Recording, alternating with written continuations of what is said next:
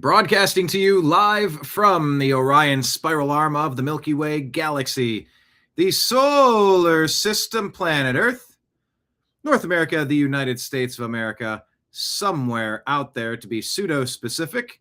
My name is Brian Engelman. Today is Tuesday, December 16th, 2025, and this right here, what is this? What have you found? Where did you stumble into today? Well, good friends, let me tell you, this place is called, wait for it. Oh, it is the Unhappy Hour, but it's specifically Strictly Football, brought to you by the New American Media. Thank you so much. We're going to take a look back at Week 15 in the NFL. Oh my gosh, there have been injuries. We have seen the playoff picture coalescing. We're starting to even think about draft positioning. And of course, a lot of interesting action, all mixed together with the fact that it's fantasy football playoffs time. So there's a lot to get into. So without further delay, let's begin today's program and get it started. I'm Eric Metcalf, and you're watching Unhappy Hour.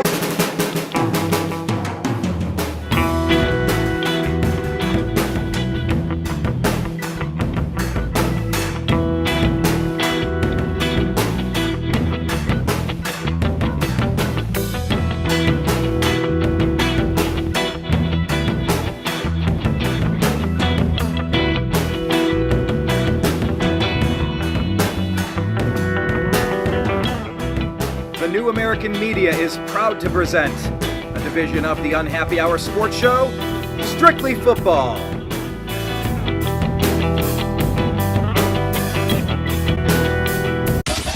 It's the Unhappy Hour.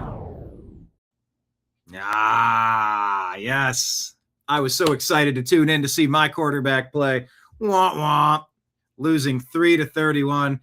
Ah. It happens. But I still love football, and I'm excited to be here with this show. Hit like, hit subscribe, share the show with a friend.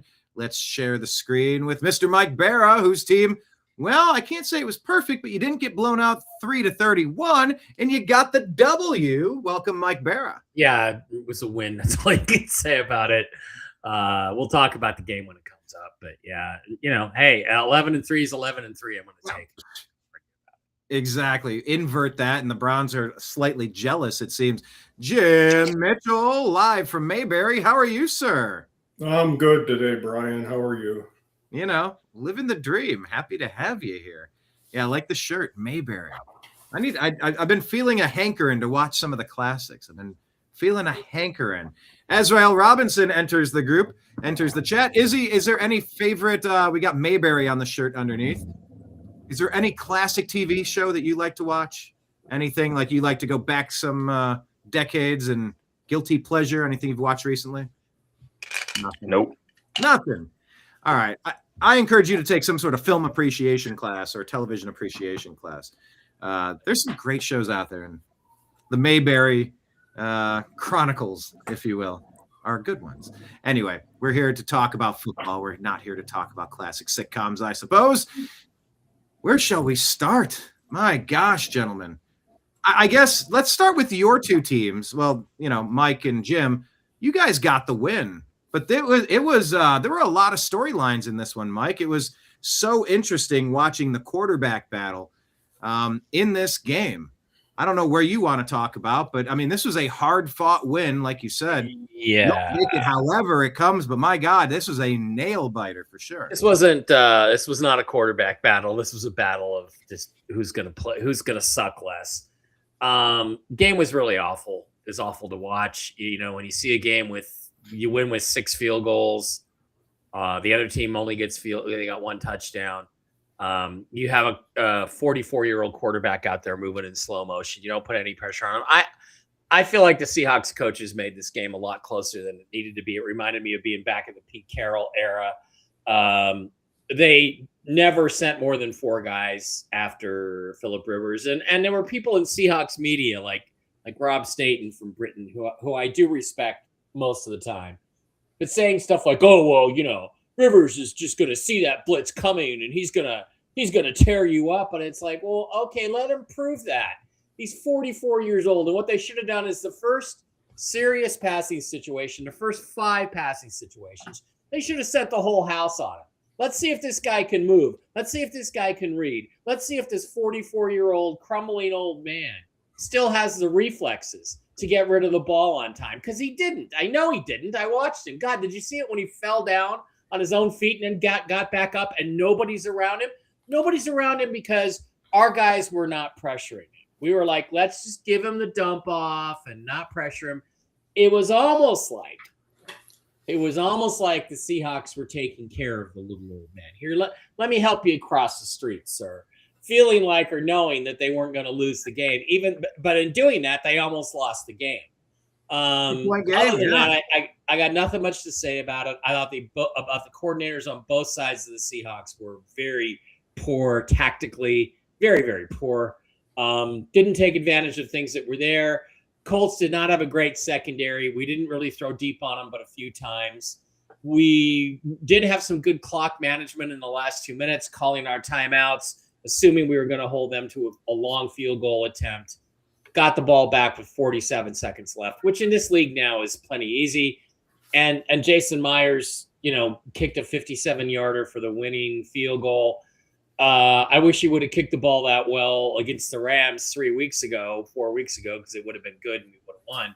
But I will say this about the league. It's getting ridiculous. Some bum kicker, a guy, I don't even remember his fucking name for the Colts, comes off the street 2 weeks ago. He's been cut twice already this season, and he drills a 60-yard field goal outdoors. Okay?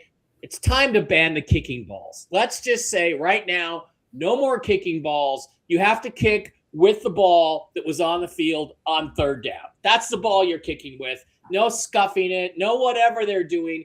Frankly, I believe, because I'm a conspiracy theorist, I believe the league has juiced the kicking balls this year the way they did way back in the early 2000s or late 90s with Sammy Sosa and Mark McGuire when they juiced the ball to create more home runs. I think they have to because it's insane. It's insane what's going on.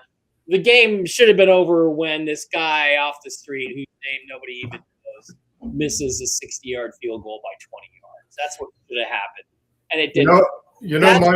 Mike, it's not beyond the realm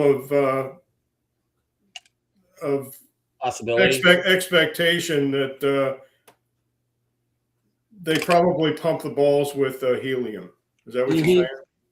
Or something, because it's that. So that's the one thing that came out of it. Look, maybe we should cut Tom Brady some slack for Deflategate then. Maybe it's not such a big deal. Are you talking about Blake Groupie? Is this who you're talking about? The Colts? Blake Groupie. The guy's been cut twice this year. He comes out and drills a 60-yard field goal outdoors in reasonably cold weather. Give me a fucking break, okay? Granted, it's not Heinz Field, but if that doesn't show you the ball is juiced, I don't know what does. And Jason Myers is a mediocre to poor kicker. He's very poor, especially in pressure situations. And he goes out there and drills a 57-yarder like it was nothing. I mean, frankly, I think I could probably make a 35 or 40-yard field goal in the league the way these balls are juiced. And I can't kick at all. So that's, to me, the thing that's like the big issue with this. Other than that, it just was a miserable game to watch. And the Seahawks, we talked about look past games this week, and we had a few of them. Guys looking past opponents. Tampa, I think, was one of them. Ugh. Seahawks, I think, we're looking past these guys and thought, this is again typical Pete Carroll type thing where we don't need to play our best players this week. We're going to save them for next week, and the result was not pretty. It was ugly. But a win's a win. I'll take 11-3 any day. And by the way, how many close wins do you have on this season? You've had a couple that have come down to 1 point or a field goal difference. Well, we have several close games. We lost the Rams game on the last play. We won this game on the last play or one of the last plays. I don't think there's too many. The 49ers game was a last play kind of thing. But other than that, I think it's been fairly comfortable. So don't know. I can't. I don't know what it means about the Seahawks this game, nor do I know what it means for this week. I can't put anything into it because it just was. Well, the numbers indicate, especially the Seahawks home games, the numbers indicate that they have been close. Like Brian said, it's now 6-10 against the spread at home. And they've won a majority of those games, but 6-10 against the spread, they're not a good home spread team. So what Brian is saying is correct. Is these games are closer than what Vegas sees them as. And what you said about the Seahawks looking forward to the next game, that's absolutely what they did. And the Rams, not so much. The Rams didn't look forward so much because the Rams put 41 on the Lions, but they allowed a lot of points. But, this was definitely a look ahead game for the Seahawks. One stat that I had before the game was played that I didn't give out. Sam Darnold is 12-0 straight up when he is a favorite of 6 or more points. Oh, 12-0 against the spread. And that goes back to Minnesota. Wow. Well, of course, you had a great year in Minnesota. Yeah, that's a streak, though. Yeah. Yeah. Izzy, any thoughts on this game? Did you happen to check this one out, or just Yeah. thoughts on Unk getting some quarterback reps in general? Yeah, I watched pretty much the whole game. I mean, like, both defenses played good, but yeah, I do agree that they should have pressured the old man Phillip Rivers out there a lot more. I mean, I did kind of have the same speculation that he might be able to see the blitz more, but I mean, he is just coming off his couch after 4 years, so why not try it a lot more than that? But I mean, I know he has an awkward throw motion, but it seems way more like he's just trying to get the ball to where it needs to be, not even on time, just float it in the vicinity of the receiver. So, and it kind of, with Phillip Rivers at quarterback, if they don't try throwing the ball more, at least less like 5 to 10 yard plays, then it's going to be a struggle for them for the rest of the season because they just know they're going to run the ball with Jonathan Taylor. I mean, with the defense they saw, they knew that Jonathan Taylor was going to run it, and they got a couple stuffs in the backfield. So, I mean, as far as for the Seahawks, I mean, you got to do more against the Colts with no defensive backs and a 44-year-old quarterback. So, yeah, and for fantasy, of course, I have Jonathan Taylor, and he sort of led me to the playoffs almost exclusively. But now, I mean, it's changed. Jonathan Taylor is not. It's not going to be the same when you can't go downfield the same. Yeah, I was going to say if you can't pass the ball, then I mean, like, yeah, I mean, you're pretty much expecting a run at this point. So. Yeah, and the Seattle rushing tandem of Kenneth Walker and Zach Charbonnet, I've got both of them. Man, 31 yards and 17 yards, no touchdowns apiece. It's just not a lot of production there either. So yeah, it's tough to find the right running backs this time of year. But congratulations! I mean, your team is relevant. I'm yeah. happy. The thing is, Brian, is that they ran the ball intermittently. Usually at the wrong time, usually ran it when they should have passed it when they should have ran it. I blame Clint Kubiak for the problems. I think there were some running plays there to be made, but they just didn't push the ball downfield. And so the Colts were just stacked up short the whole game, and we didn't challenge them. And it was like we felt like we were going to win without doing that, without taking any risks, and it was foolish. Yeah. In the comments, where did that go? The comments. Oh, there we go. On the chat. John goes, EZ got better things to do. No. It just looks that way because the show starts with Mike, then it goes to Jim, and EZ's waiting to pounce on his segment. And we're going to give him his segment right here to pounce on. This is your Cowboys, Izzy. You don't have better things to do. You got to defend your 0 touchdown performance from Dak Prescott. You don't have to defend it, man. Nobody knows what it's like to root for a team that doesn't live up to expectations better than me, the Browns fan. But Izzy, walk us through this. Not that you have better things to do, but help us explain how in the world you let the Minnesota J.J. McCarthy's defeat the Dallas Stars. Man, I can't. I didn't even tune into the game. I mean, as soon as I saw what was happening, I mean, I saw a bunch of highlights and stuff. I saw interception, a couple missed field goals from Brandon Aubrey. But I mean, Justin Jefferson, he doesn't even have a crazy game himself, which I thought was going to be the only reason we lose the game. And I mean, I don't know. I mean, on paper, what Dak Prescott throws for 300, Javonte 90 yards on the ground until he gets hurt. Then Malik Davis comes in. CD had 100 yards. I mean, I don't know. I'm at a loss for words, to be honest. But I mean, every week we're giving up 30 points. So at this point, I mean, I should have said it last week, but with JJ McCarthy at quarterback, it makes you think that they won't get anywhere near 20 points. But they scored 34 points on our head. Our offense struggles against the Vikings defense, which is the only thing that we have to go forward with if our defense can't get any stops. And I mean, we just failed to convert and score points at the end of the day. I mean, it's literally that simple. That's, like I said, as far as defense, it's been like this for the past couple weeks. So it really doesn't matter at this point. We got a 1% chance to make the playoffs. So you could just make that 0. No, if you have a breath, you have a chance. And we could go through this. I mean, the Vikings, they scored 34. Lions scored 44.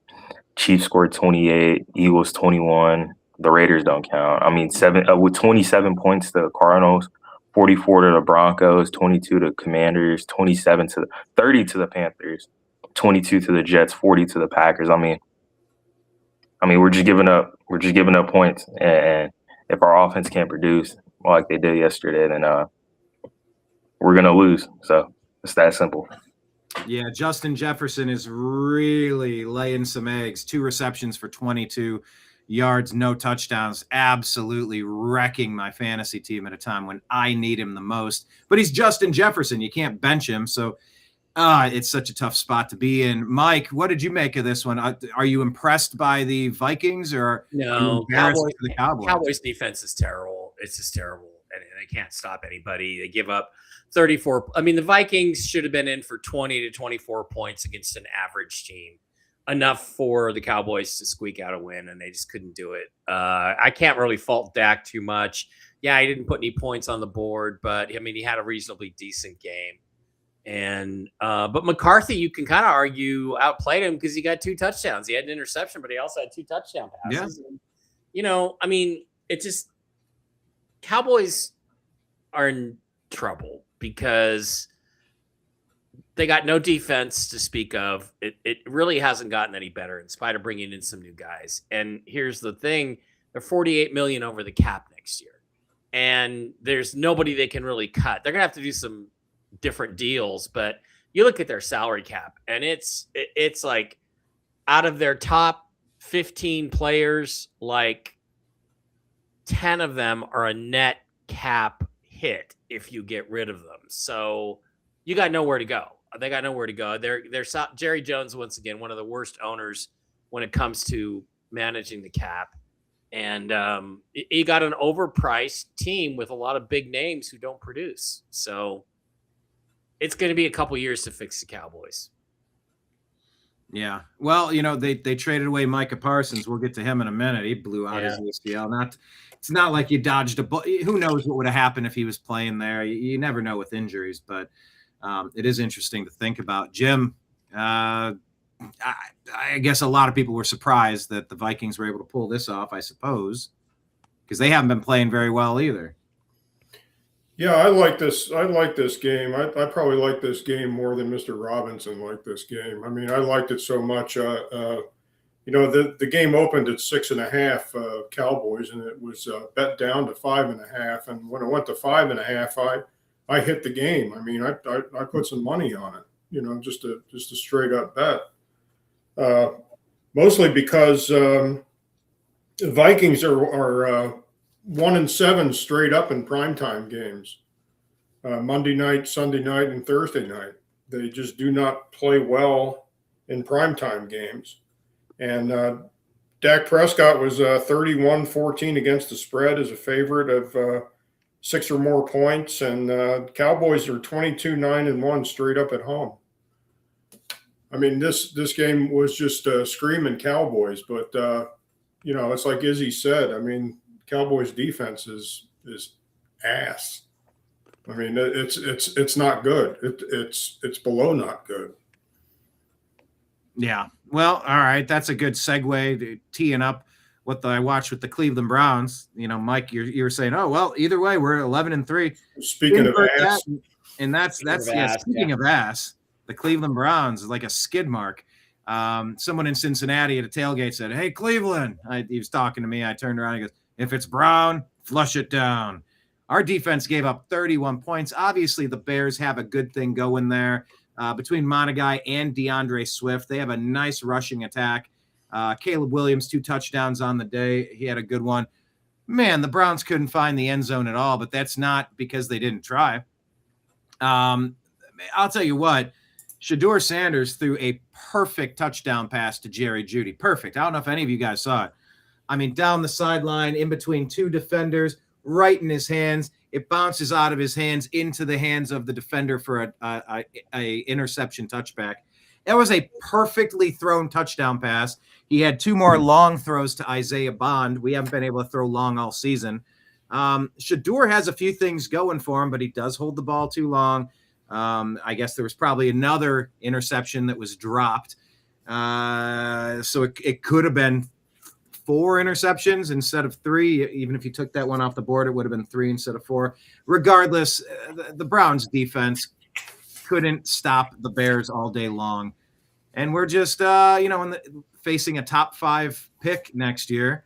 Not sure what to do with the rest of this season, Mike Bara. Yeah.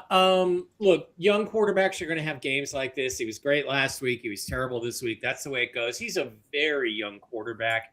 And a guy who probably shouldn't have even played this year, but he was forced into action. I don't think you can blame Shedeur for this. It's just you got beat by a lot better team, a team that's better coached than yours is, a quarterback who's comfortable with his what he's doing. And, look, Caleb Williams versus Shedeur. Caleb's got more talent, and he's got a better coach, and he's got better personnel around. So that's going to translate to the Bears winning. I didn't think it was going to be 31-3, but your defense can only take so much, right? And there's got to be guys on the defensive side of the ball last 3 or 4 weeks that are thinking, I got to keep myself healthy for my next contract or whatever. So I just, I didn't see a lot of the game, but I'm not imagining that they're putting out maximum effort in a meaningless game when they've already been eliminated from the playoffs. So, the rumor is the Browns are in on Shedeur as their quarterback for next year. I don't see how that could be after this game. I think if there's one staring you in the face in the first round, you got to take it. But we'll see. Well, I mean, it depends. Who's going to pick first? Will it be the Titans? Are they sold on Cam Ward? Okay. Will it be the Giants? Okay. Are they going to be sold on Jackson Dart? Fine. What about the Raiders? The Raiders might have a chance to Jackson, win. ouch my head, Dart. I mean, I don't know. Yeah. And do the Browns need to trade up to make sure they get their spot and make sure that the Vegas Raiders and Tom Brady's ownership group doesn't say, hey, we got to go get Mendoza. Yeah. Mendoza. The one weird thing about the Browns in the stat line is that Quinshon Judkins, he's getting hit behind the line of scrimmage every time he tries to take a handoff. It's 12 carries for 21 yards. You're not giving him any hope. You're not giving him any sort of balance. So they're sort of teeing off. They're holding back, and they're picking off the balls. What do you expect? And also, it was, the third coldest game in Soldier Field history or NFL history? Whatever it was super cold. -15 on the wind chill. Jim, Browns lose again. Not surprising, but losing by 28 points, that might be a little excessive. Yeah, the betting perspective on this game opened at the Bears being a 7.5-point favorite, and it pretty much stayed there all week. The number didn't move, which is an indicator of apathy on the part of the bettors, just not caring about this game, just calling it a quasi corner TV game, or the fact that there was money placed evenly on both sides of this game, even money on the Browns, even money on the Bears. That's why the number didn't move. Browns going into this game 1-5 straight up on the road. Now they're 1-6 straight up on the road. 1-11 against the spread their last 11 road games. Not good. So I think people were probably afraid of that half point. You know, it was a short travel game, you know, for Cleveland going to Chicago. But you know, if you had the Bears, I mean, you were cashing money. But a lot of people stayed away from this game because of that half point. I think if it was 6.5, 7 points, I think there would have been a lot more action on the game. Yeah, that might have been the case. Izzy, you care to chime in on this? Myles Garrett, he got 2 sacks. The league office, or AI, I thought I saw a clip that said AI took away half a sack. So I think he's 1 sack away from the NFL record. Well, yeah, I watched that play on replay, and I agree it was a half a sack. He and 93 got there at the exact same time, so I would call that half a sack. And Myles did I take didn't have a him problem down with that. from that point, but Yeah, I I could didn't see have it a both problem ways. with that. I call Yeah, it. it's not egregious per se, No, but no. you know, you got superstar Myles Garrett, Izzy, and you got the Shador. I don't know. What were your takeaways from this? Do you, if you were the Browns, would you roll with Shador Sanders next year? Any thoughts on Myles Garrett's potentially historic season? Yeah, I mean, yeah, Myles Garrett, he's having an awesome season, but unfortunately, he I mean, like I said, he's on the Browns. I think I sent that text out. So it's pretty much just wasted on a 3-11 team, which he's pretty much been on his whole career. So besides that, I mean, I tuned into the game right when Shador threw a awesome deep ball in stride to Isaiah Bond. Yeah, That's about that's all I seen all game. And I mean, me personally, I don't believe there's insane quarterback talent for the Browns, depending on the draft position, for them to go out and get a quarterback. Even if Fernando Mendoza does fall, me personally, I don't see it in the guy. I mean, like, we've seen better QB prospects in other years. We've seen better players, especially in the Heisman race. You guys saw that he just won Heisman, and there's way better competition in the Heisman category. And if the Browns did have a chance to, say, get the quote unquote best quarterback in the draft, I mean, it's no point in wasting that pick this year. From right there, 2 first-round picks, go out, get an O-lineman and a wide receiver, and I mean, that's how I move on. Start next year out, maybe get a new head coach, depending how that front office is looking. So, I mean, yeah, not a lot to see. And I mean, a good job on the Bears putting up 31 in the cold weather. I mean, they practice in it every day, so something. I mean, you'd expect them to do, especially against the Browns defense as well. So, I mean, that's just my thoughts. By the way, the draft order, all this stuff starts really mattering this time of year. Fine, you're jockeying for position, you and your Seahawks jockeying for playoff position. The rest of us are scraping the bottom of the barrel, looking at the NFL draft. The Giants are in number 1 position, 2-12, followed by Vegas Raiders, 2-12, Tennessee Titans, 2-12, and then Cleveland Browns at 3-11. New York Jets, who beat us, at 3-11, and the Arizona Cardinals at 3-11. So Raiders, Browns, Jets, Cardinals probably should all be looking for quarterbacks. Saints also, you know, I mean. Saints, I don't know. I think they might have found something, actually. Yeah, we'll see. But. And if Joe Burrow retires, they might need to be looking for something. Burrow is not happy over there in Cincinnati, but well, you know what? You want to trade me Burrow for Sam Darnold and 2 number 1s? I'm there for you. I mean, I think they're making phone calls to Cincy right now. Burrow is not having fun down there, but we'll get to the Bengals in a second. Let's bounce to this one. Maybe the surprising game of the week. I don't know. The Tampa Bay Mayfields fall to 7-7. Luckily, so do the Carolina Panthers, so they maintain their fragile grip on the division. The Atlanta Falcons came out of nowhere. Look at this. Kirk freaking Cousins, 373 yards, 3 touchdowns, no picks. And they lead the come-from-behind victory Falcons in a historic game for Kyle Pitts Sr. By the way, here's my fun fantasy football fact of the week. At the last minute, I share a team with my buddy Clint, my college roommate, and I said, Clint, I'm going with Kyle Pitts. Drake London's injured. I got a good feeling about this. Holy shit, did my good feeling come through. Yeah. 2 touchdowns for Kyle freaking Pitts, 166 yards on 11 receptions. But wow, The fail cons did not fail here, Mike. They pulled off an improbable victory. No, yeah, kind of improbable. Blew up my ticket on Thursday night. Yeah. You know, all I can say about it is, look, you got a 28-14 lead with like 11 minutes left in the game. There's no way you should lose that game. Baker, a completely unnecessary interception. You have to put some pressure on him on that. That gave them the ball back in a position they had no answer for Kyle Pitts whatsoever. They're beat up. They're tired. They're slow. I don't know at this point. I don't think Tampa makes the playoffs. I'll be shocked if they do. I think Carolina is the division winner in that division, in spite of the fact I expect the Seahawks to beat them. But I think Carolina is going to come out ahead, and I just think, you know, it's one of those games you almost feel like it was scripted. How do you have Kirk Cousins on 3rd and 28, and in 2 plays he gets a first down, and the guys that are fairly wide open? I don't get it. I don't get what Tampa was doing there. You got to put a little blame on Todd Bowles. But, you know, Raheem Morris, we were looking at him as a possible coaching casualty. He got his guys to play. They played hard. They played well. They worked with what they had.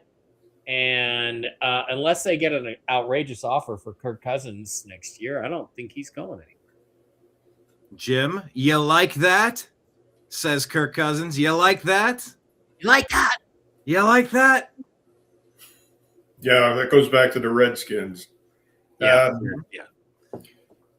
Yeah, the Falcons going into this game were 5-3 straight up in primetime games. They play well in primetime games, Sunday night, Monday night, Thursday night. They're now 6-3 straight up and against the spread, Monday, Thursday, and Sunday evening. This game opened at 5.5, and there was money being placed on this game. It went to, at one point, Buccaneers 4.5. And then it immediately went back up to 5.5. So when it went to 4.5, there was money thrown at the Buccaneers. Over under in this game was 44.5. This game went well over the total. The primary stat in this game, the Buccaneers 1-10 straight up in primetime games. 1-10. So that told you they weren't going to win the game. Yeah. El Choco in primetime games. Mayfield not good, installed as a favorite. 20-33-1 as a favorite. He doesn't play well as a favorite. So obviously, you know, hindsight's 20/20. Yeah, the play was Falcons. Division game. You know, Falcons don't play too well outside division, but seems like within division they play pretty well. Yeah, and this game also showed Chris Godwin Jr. coming back, got 5 targets. Jalen McMillan, 2 targets. Wide receiver Emeka Egbuka with 7 targets, and Mike Evans back with 12 targets. So I mean, they got healthy, but man, well, at least healthy at wide receiver, healthy-ish. And of course, Mike Evans kind of tweaked his lower back on that wild hit. I watched almost all of this game. But Izzy, it was too much. Kirk Cousins, Bijan Robinson, and Kyle Pitts Sr. enough to take him down here. Yeah, I mean, like I said, the Falcons, I mean, they got the pieces. I mean, they did this without Drake London. Bijan Robinson's out there. He had a decent game. I mean, 5 yards per carry. That's a really good game. Kirk Cousins, he balled out. I mean, the Buccaneers. I mean, they're working with what they got. So I mean, the receivers are healthy. I mean, 28 points ain't bad, but hey, it's the end of the season. You got to start winning games for the division, and it seems like the Panthers are going to win it. So it's not a lot going on here, and they gave up 15 points in the fourth quarter as well. So that's just not good. I don't think a lot of people win NFL games if you're giving up 15 points in the fourth quarter. So I mean, yeah, Baker. He threw an interception, 277 on 19 attempts. That's not all that bad, but I mean, yeah, Kyle Pitts balled out at the end of the day. I mean, I don't know if it's like they found out, oh my gosh, we got a 6'6" wide receiver tight end, but I mean, he balled out against Tampa Bay. So I mean, the Falcons, they're winning, but I mean, they just won today. But I mean, their season's over. And I don't know if you guys saw, I forgot which coach it was, but he went up to, I think it was Andrew Whitworth, and kissed him on the cheek during a halftime. I don't know if you guys saw that, but a lot of fans weren't happy about that. They were like, "You see, this is why my team's losing, because our head coach is doing crazy stuff like that." So, yeah, pretty funny. It doesn't sound like Todd Bowles to me. Was it Raheem Morris did that? I don't know. No, it wasn't Todd Bowles. It was an assistant coach. Oh, an assistant coach. Okay. All right. Yeah, just no sword fights, just a kiss. Well, let's bounce over to the Chiefs game. Patrick Mahomes got kissed with an ACL injury. Look, I don't like the guy. I think he's overrated. I think the Chiefs cheated the Browns. The referees did out of Baker in that COVID season, the helmet-to-helmet collision with Dirty Dan Sorensen on the Hollywood Higgins touchdown that was ruled a touchback through the end zone. I'm not a Patrick Mahomes fan, but man, I don't ever want to see anybody get injured. Mahomes and the Chiefs lose this one in a tight one, 16-13. Chargers get the win. And now Mahomes with an ACL injury. Maybe Kelsey's going to get injured. Chiefs missed the playoffs for the first time in many, many, many, many, many years. Mike, there's a lot of storylines here to talk about. What say you?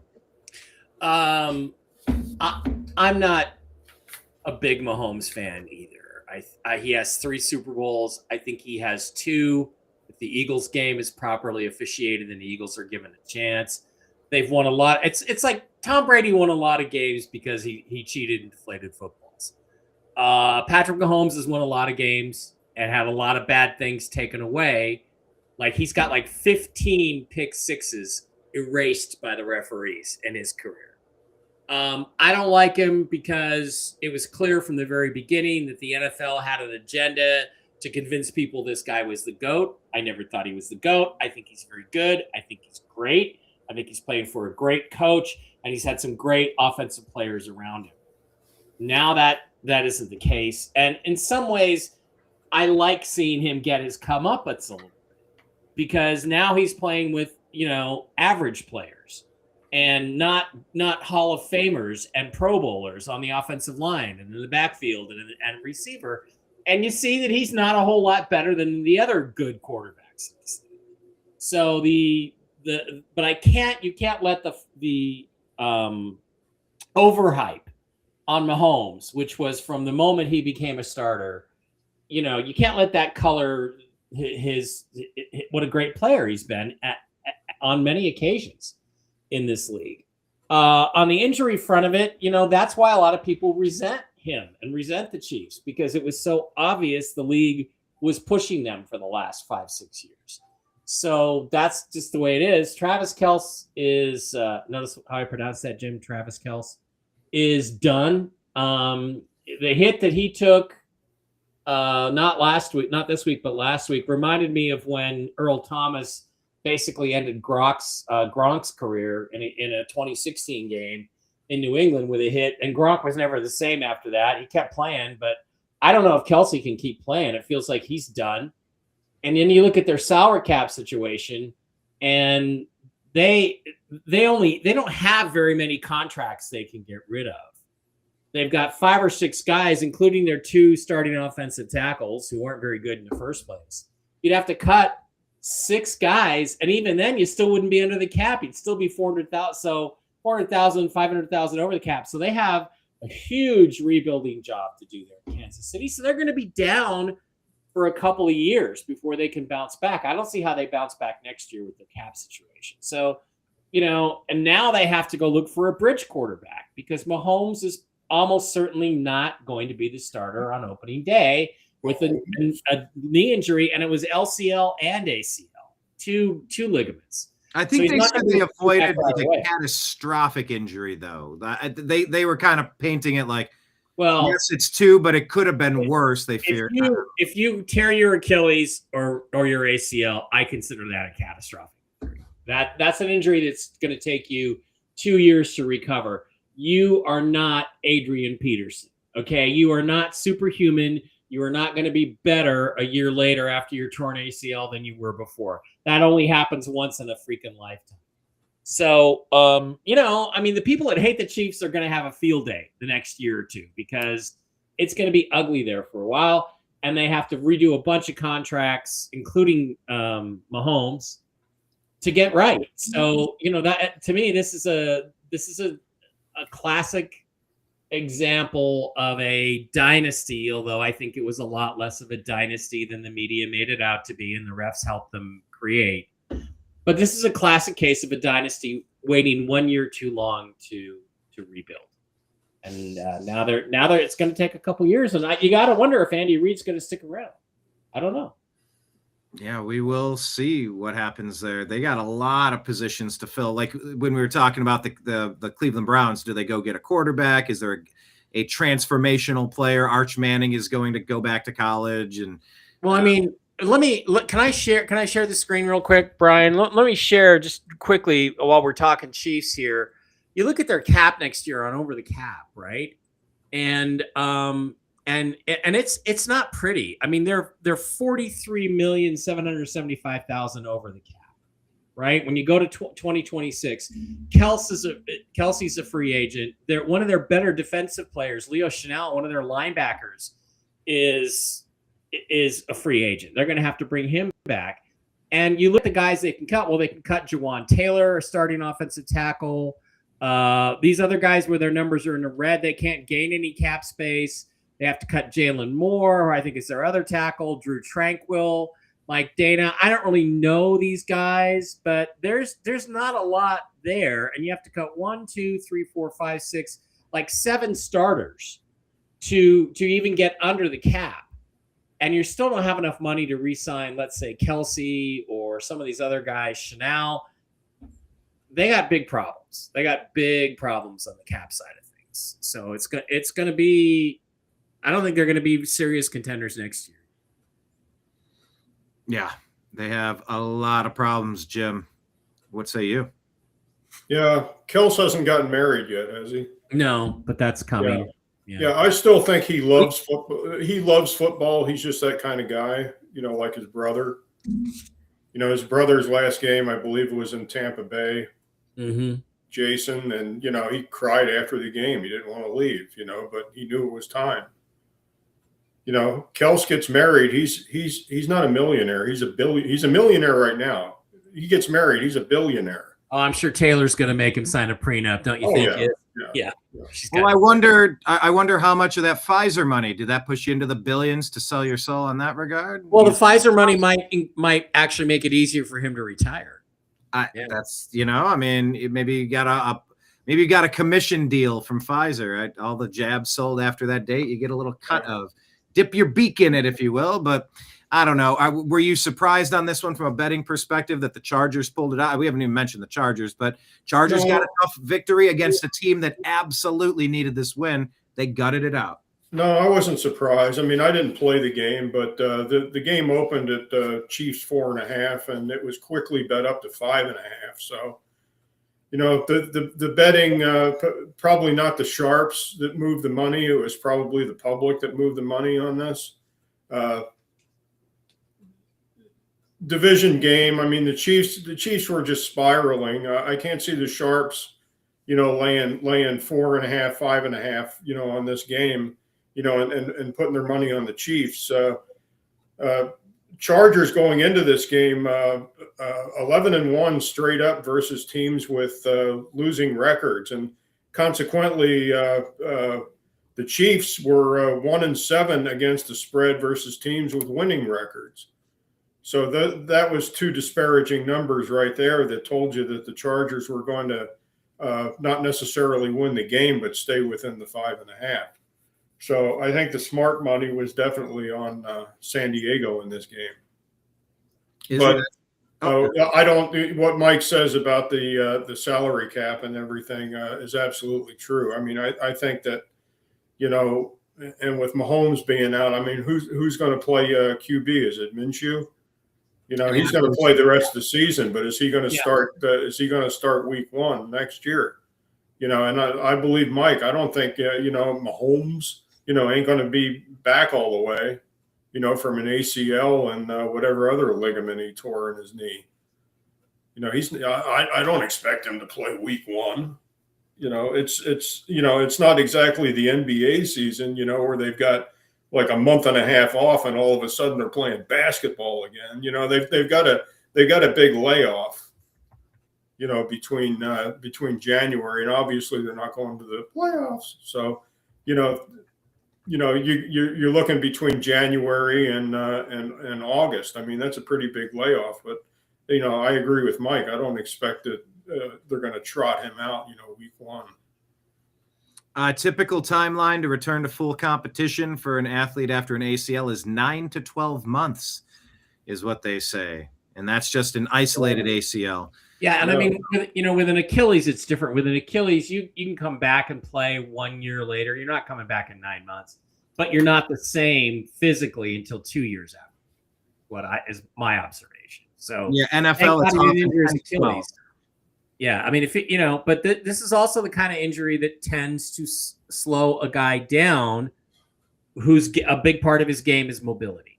So, how will that affect him? He'll have to change his game now. Yeah. Izzy, this is your backyard team, the Chargers. They get the win. Thoughts on the win for LA, or thoughts on the potential end of a dynasty for the Chiefs? Yeah, in my opinion, yeah. I mean, I don't know how much longer Andy Reid has. I mean, he's sticking it out with Patrick Mahomes. That's what it seems, in my opinion. And Steve Spagnuolo, I think their defensive coordinator, he's really good, and I think he might be in the market for a head coaching job. Yeah. I mean, he's been in the market, but this is his time to actually become a head coach. So as far as that, I mean, like Mike said, with the cap is they got a lot of players. They got to figure some stuff out. And Kelsey, he seems like he's at the end of his rope. They got Rashee Rice and Xavier Worthy. Not a lot going on there. And they got Isaiah Pacheco, who came off Achilles tear, and no other running backs. So I mean, I don't see a lot going forward with this team. Patrick Mahomes with that torn ACL and a possible another ligament torn in his knee. That's tough to come back from. And one of his biggest things is him moving around in the pocket. And even if he scrambles, it's a funny thing because I've seen some videos, and I mean, a lot of people believe it too. Is like, they were like, Mahomes, how fast are you? Like, you never ran a 40, or like, how fast are you compared to NFL players? And he's like, faster than the person who's chasing me from behind. I mean, and that seems true when he's rolling out the pocket, trying to run and get some scrimmage yards. So, how much is this going to affect his game in the future? But yeah, I mean, the Chiefs are done for the next 1 to 3 years. I don't see him coming back making an insane run. But on the Chargers side, they're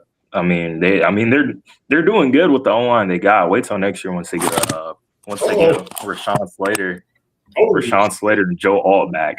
But I mean, Amarian Hampton, he had a decent game. Wait, hold on. Was there an earthquake? Is there an earthquake in Los Angeles? Defensive. Was there an earthquake? No.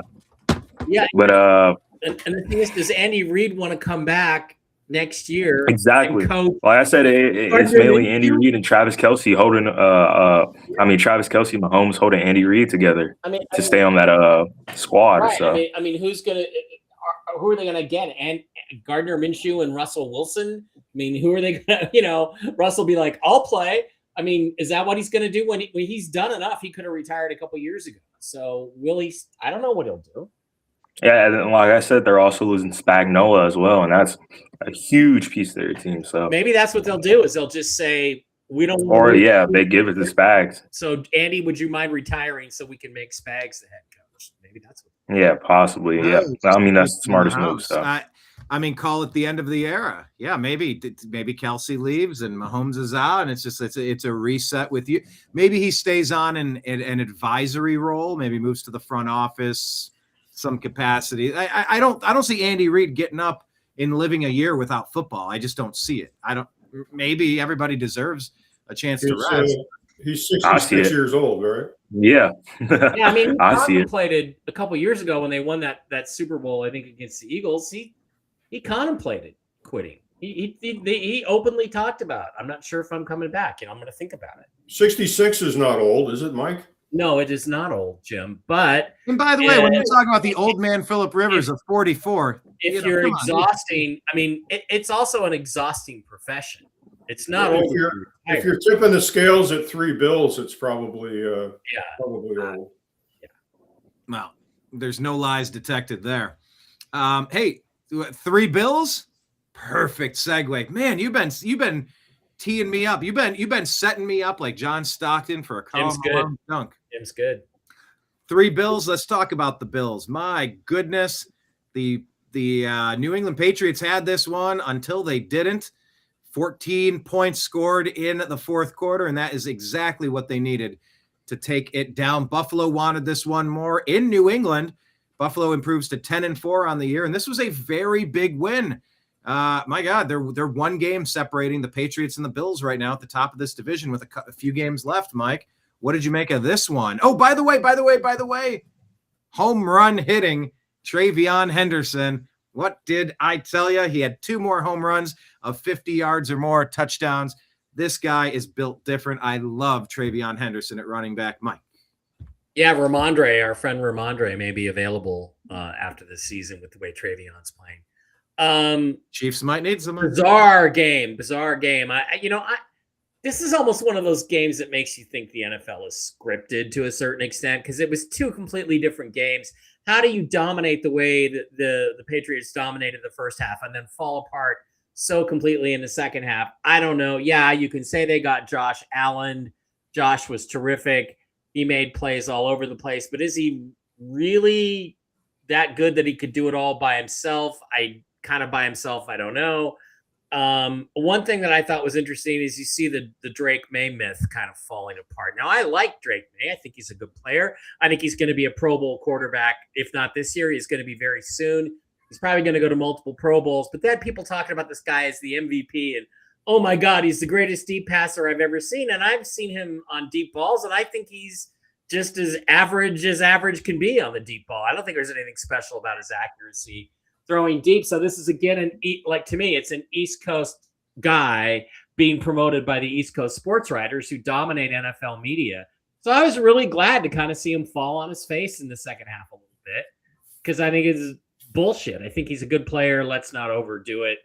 But, the Patriots, let's assume this is a real game and it wasn't scripted in some way, shape, or form. I just felt like that Josh Allen was just that much better than everybody else on the field, and that's what carried them to victory. But I still, none of us are big believers in the Bills, I don't think. I'm not really, but maybe I should become a bigger believer in Josh Allen because, this used to happen in Seattle with Russell Wilson. If it wasn't for Russ making amazing plays up and down the field in the second half, they don't win the game. Same thing here. The Bills do not win this game with anybody other than Josh Allen, quarterback. So, don't know what to make of it. Thought the Patriots are going to win. Yeah. Jim. Yeah. Full disclosure on this. I'll take the wins and I'll admit the losses. This was my second best bet of the week, and I was cashing a ticket, through the third quarter. Mike and I were texting back and forth, and you had action on this game, didn't you, Mike? This was the first game on my second ticket, so I was really surprised. I mean, what was it at halftime? 24-7. Yeah, something like 24-7 or something like that. This game smeared your second ticket, right? Yeah. But I took this game straight up, getting 11-10 on the game, and Vrabel, the stat I had in this game, I texted it to Mike right before kickoff, and Vrabel, this is a stat I picked up right before the game. Vrabel was 6-1 straight up after a bye week. And this goes back to when he was head coach at Tennessee, so he prepares his team, and it looks like they were well prepared through the third quarter. But, this game opened Buffalo being favored 1.5. I didn't understand it because we had talked about, the Bills not being that complete of a football team. And playing in division, I think at best this game was probably a pick 'em. But the Patriots were getting a point and a half going into this game, and I just looked at it, and Mike, you took the Patriots on the money line, didn't you? Yeah, Patriots are 7th overall in scoring defense. How do you give up 35 points with a 24-7 lead when you're the 7th best defense in football? It doesn't make any sense. So you had them on a 3-team parlay, and you were getting better than 6-1 because you had the Patriots on the money line. So you were getting something like 7.5 to 1 on your 3-teamer, which is good. And here I am with $22 left. That was a good bet. I mean, it was a good bet, but something happened that I don't know if it was Josh Allen or what, but it seems like it was Josh. Yeah, it wasn't to be. The Patriots going into this game were 10-0 straight up, and 8-2 against the spread. I mean, this was gift wrapped. I mean, it had a bow on it. And this was my second largest bet of the week, and you roll the dice, and it didn't happen. Izzy. Yeah. I was looking at some of the lines. I was planning on doing like a 3-team parlay, but it had the Cowboys involved, and the two other teams were the Chargers and the Steelers. And I was the only reason why I didn't do it is because I wasn't so confident in the Chargers game, and turns out it would have went bad either way. But I mean, Josh Allen, he gets it done. Look at the box score. It's literally a literal teeter-totter. 14-10 from New England, and Buffalo scored 7 in the first half, and second half is 14 and 7 from the Buffalo Bills, and they just imploded. I mean, I don't know how you give up 28 points. Yeah, 28 points in the second half. Yeah, 28 points in the second half. I mean, it damn near happened to the other team in the first half, but still, 28 points is like, what are you doing? Like, you can't lose a game like that. I mean, especially going into playoff season. You're the 7th best scoring defense in the NFL with a smart defensive coach who's always wins coming out of the bye week. Mm-hmm. Coming out of the bye week, it just doesn't make any sense. It just doesn't. Yeah, I know. I guarantee Vrabel's got him doing wind sprints. Yeah. Yeah, but as far as you were talking about Drake, man, his deep ball. I mean, it's okay in my opinion. I just see him throw it a lot more than other quarterbacks. Like, the only other quarterback who I see throw the ball down that much is Dak Prescott, and that's because of his receivers. He knows they could come down with it, and Drake he throws it down, and some receivers make some spectacular catches. And you'd be like, holy cow, DeMario Douglas, Mac Hollins, they're making these catches down the field. So as far as that, he only had 155 passing yards and an interception. So maybe he could have done more, but 28 in the second half. They got exploited during halftime. And Josh Allen, 3 TDs, no interceptions. James Cook had 2 touchdowns on the ground, 100 yards. And another one in the air. Yeah, and those 2 guys are. That's the whole offense. So New England, they gotta look around, because you can't do that. You can't do that. You got to figure it out. I don't know what happened, but you got to figure it out. You got to keep it going. Keep the train moving after the first half. So yeah, Drake May went all Josh Allen with 2 rushing touchdowns. Ramondre had 6 rushes for 50 with an 8.3 average. He wasn't bad, but Travion's the one that got in the end zone twice. So yeah, keep your eyes peeled on Travion Henderson, Dawson Knox with 2 touchdowns for the Bills, and 3 for James Cook as you move into your fantasy football playoffs this week, of course. We got a team here fighting for the playoffs. The Ravens absolutely blanked the Bengals 24-0. A listless, disinterested Joe Burrow, 2 interceptions, no points. And the Ravens, they're fighting. They're fighting in that AFC North. The Steelers got the win we'll get to in a second, but the Ravens are keeping pace. They're 7-7. They're in the hunt. You can never count them out, Mike. Yeah, Lamar is not the Lamar of a couple years ago, but he didn't have to be that Lamar to win this game, because the Bengals just didn't show up. Felt like the snow and stuff was just an issue.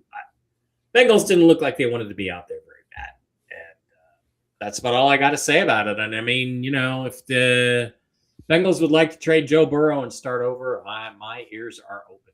So, Jim, 24-point blowout here. Yeah, the game opened 2.5 Ravens. I didn't understand the line, and then Burrow comes on, Sports Center, and he just looks like a little kid. Somebody just took his Legos from him. I mean, he's just despondent, and I personally thought it was an act. I took a little taste of this game. I went ahead and took the Bengals. Full disclosure, this is another one-teamer that I was just, flushing money down the toilet. But, Burrow going into this game was 8-1 straight up. I mean, it kind of screamed Bengals, home dog. We talk about home dog being tough, and especially in division games. Ravens going in this game 4-9 against the spread this year. So, what Mike says is true. Lamar was not the Lamar of 2024. He's not the same guy this year. Whether he bounces back next year, it remains to be seen. But Joe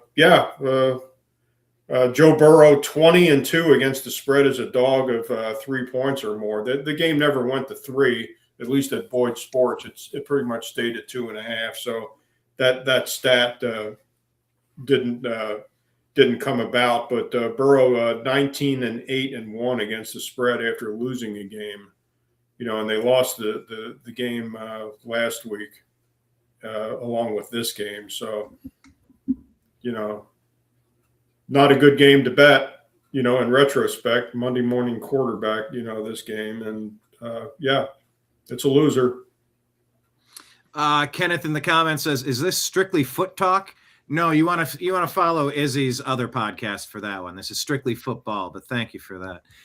Izzy, what did you make of this? I mean, we're talking about the quarterback, Lamar Jackson, maybe not being the same as he was the previous years. It was enough to get it done, but I mean, do you think the Ravens have a chance to cause any damage and make some noise in the playoffs this year? Can they compete? Can they come back and take over the Steelers somehow? Can they surpass them? I don't know how the playoff picture looks at the moment, but Derrick Henry and Keaton Mitchell, with running backs like that, the run game is going to be a problem, and with a quarterback like Lamar Jackson, he could throw good enough. He 2-time MVP. So, but the Bengals. This is the Bengals defense, but like you guys said, it just seemed like the Bengals didn't show up and play. 24-0. They could have done more. If you're a stat box score watcher, you'd be like, "Oh, Jamar Chase had a good game." They got no field goals up, no points. The Ravens, they get another win, and the Bengals. I don't think they're playing. Of course, they're not playing for anything for the rest of the season. But when you're a team like this, some worse teams are like, "Oh yeah, we're going to go out there and play football." I don't think the Bengals are going to do that for the remainder of the games they got. So that's my input. Yeah. You were asking about what are the standings there. We'll tell you, because let's pull up the one that happened yesterday since we're referencing it. Steelers are 1 game up. They're 8-6. They improved to as the Miami Dolphins dropped to 6-8. This was super important for marginal, roughly 500 level teams in the AFC fighting to, in the Steelers' case, win their division, and in the Dolphins' case, maybe make a wild card here. Kenneth Gainwell doing okay there, a bit of a threat. But look, they took him out 28-15. Maybe not much to say on this one, Mike, but other than the fact that the Steelers haven't had much of an offense for the past couple of years, they're not lighting up the world. They're not a top 2 offense, but they seem stable. They seem competent. They seem anchored with Aaron Rodgers at the helm here. And that makes them a threat to make it to the postseason. And who knows once you get there with the experience. What do you say? Well, the only exceptional football player they have is TJ Watt, and he didn't play because his lung got punctured. So, given that puncture at practice from their own medical staff, they punctured. Yeah, given that they did good enough, they won the game. And Jim, again, temperature cold weather, Tua, Dolphins. That's what it came down to. Jim. Yeah, this was our lead pipe lock of the week last week, and we gave this out as the best pick of the week, and it looked good pretty much all game. Yeah, what Mike said is true. I kind of got the late information before I hit this game, but yeah, Steelers 11 or 1-11 straight up when T.J. Watt doesn't play. So I felt like I dodged a bullet on that one. And yeah, that was a lung puncture from medical staff. And that happened with the San Diego Chargers a couple of years ago. They punctured Tyrod's lung, did they not? And yeah, that's when Justin Herbert started to play for him. They were going to sit him like most of the season, but that happened with Tyrod. So they pushed Herbert into his offensive rookie of the year campaign. Yeah, I think that medical staff person was dismissed shortly after that, but you know, that was a pain shot that actually perforated the lung. But Steelers going into this game 13-7 against the spread at home. The outstanding number, and now it's unbelievable, 23-0 straight up on Monday Night Football since 1991. 23-0. How could you not love this game? You know, even given and I bought it at 3.5, and you know, and I was kind of semi-sick, you know, because right after I bought this game Monday night when the number came out. And I saw 3.5, and I said, man, that's a great number. I'm going to go ahead and take it. And right after that, shortly after that, it went to 3. And, you know, that half point is pretty important, especially in games like this late in the season. But they covered it comfortably, 15-28, you know, and the game probably wasn't even as close as that, the way it was played. Tua 6-10 straight up. The big number here, the Dolphins and Tua are now 2-11 straight up when the temperature is below 50 degrees. So, yeah. But lead pipe lock of the week. If you bet your lungs on this game, no offense, TJ. If you bet your lungs on this game, you cashed. You bet your lungs. I haven't heard that before, but you bet your lungs. All right. Izzy, there you go. You got the Steelers there taking down the Dolphins. Pick them. Who do you think wins the AFC North? 3 games left. Yeah, three games left. As far as I mean, I don't know because I don't know the Ravens or the Steelers next 3 games. But as far as this game, I mean, Aaron Rodgers, he played good. I mean, he's a veteran. I mean, he hasn't lost his spunk. I mean, he'll be able to throw the ball forever. So, I mean, yeah. I mean, this was our left pipe lock of the weekend.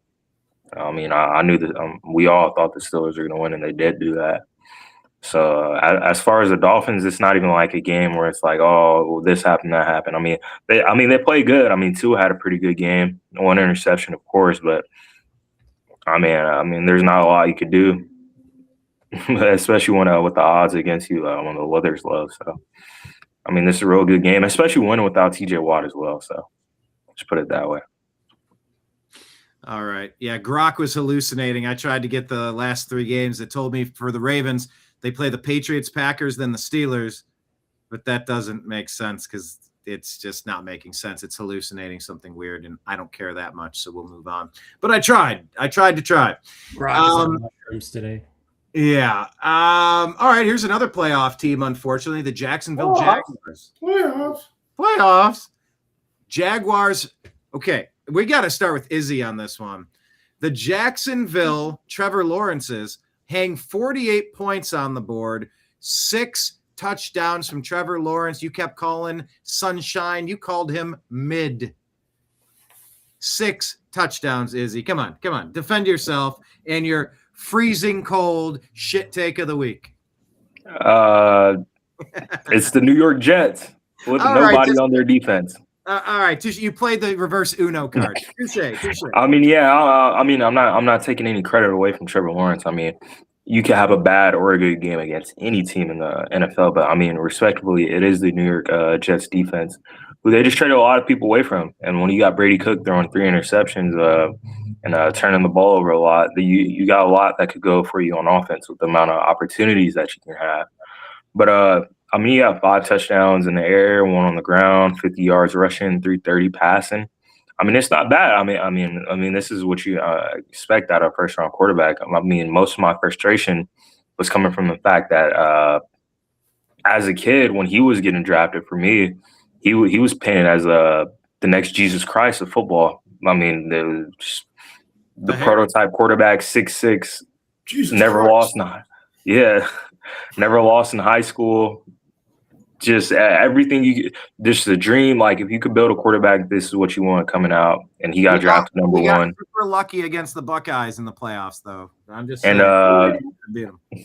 He like I said, he hasn't shown a lot, but I mean, all I can say is he had a good game against the Jets. I mean, I'll put it that way. All right, Mike. Jacksonville, unfortunately, a playoff team, ruining our Browns' first-round pick, sliding further into the first round. Yeah. Look, they look good. They're playing well at this time of the year. Trevor Lawrence seems to have found his feet, is grounding a little bit, and that's all you can say about it. Is they're playing well. They won the game. They did what they had to do to beat a shitty team, and it's going to get interesting as we get closer to the playoffs. So it'll be fun.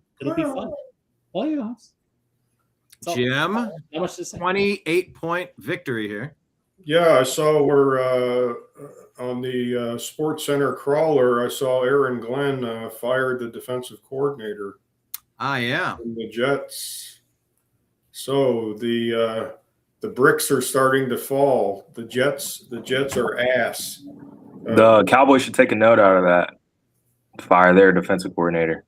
Wait, you have one? Yeah. Yeah, they're gonna dig up Dave Wannstedt, bring him back. But this game opened at 11.5 Jaguars. It was quickly bet up to 13.5. Huge number. Could have gone higher. Jets going into this game were 11-1 straight up versus teams with a winning record. So if you could, suck it up and lay the 11.5 or 13.5, depending on when you wanted to bet it, But obviously all the money was going on the Jaguars in this game. Tyrod going into this game was 7-1-1 against the spread, though, and 6-3 against the spread as a dog. So, there were some favorable numbers that indicated that the Jets would stay within this number, but it wasn't to be. Double-digit favorites at 29-4 straight up. So we knew the Jags were going to win the game. The question was, were they going to go ahead and stay within that number? Over-under in this number or this game was 41.5. So they went way over the number. If you had the over, you were cashing tickets. But this was a quasi corner TV game. Yeah, we definitely had a couple of those that we're saving the worst for last. I'm trying to bouncing around here. This one was a pretty relevant one. A couple of good teams. Packers came up a little bit short. Denver improves to 12-2. We can't call them a joke, Mike. They're 12-2, better than 11-3. Somehow Denver still getting it done, beating a pretty good Packers team. Yeah, again, this was another game, and I've talked about this before. It bothers me that this is never talked about on the air. But how many games do the Broncos win at home in the fourth quarter? Because Green Bay was in control of this game pretty well. They were up 23-14, and then late in the third quarter, and then into the fourth quarter, they start to stagnate. They start to make mental mistakes. They throw interceptions. There's turnovers, and the Broncos storm back at home in the high altitude. And look, you can say anything you want about it, but all I know is I'm looking over on the sidelines and I'm seeing Packers players taking the oxygen mask. Huffing. So that's what I attribute this to. I think if this was played at sea level at a neutral field, the Packers probably win the game. But it's actually better for my Seahawks that the Broncos won. So continue to count me as not a believer in the Denver Broncos as yet. I like Bo Nix. I liked him in the draft, but I just don't believe they're gonna. I don't believe they're gonna sustain this through the playoffs. I don't think they're an 11-2 or 12-2 team. I don't think they're that good. We're gonna find out, Jim. Yeah, the Broncos are clearly a home field advantage team this year. They continue to dominate at home. Going into this game, 11-0 straight up at home. They're now 12-0 straight up at home. This number opened at Packers being favored 2.5.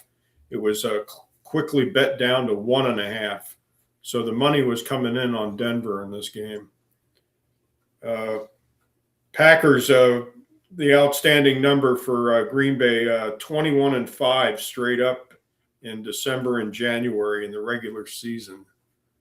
So I didn't bet this game.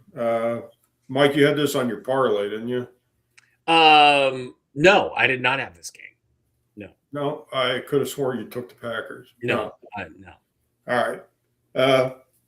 Yeah, I didn't touch the game either.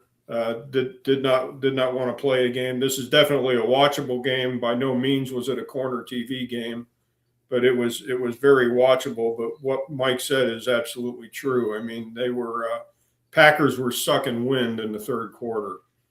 The oxygen masks were coming on, and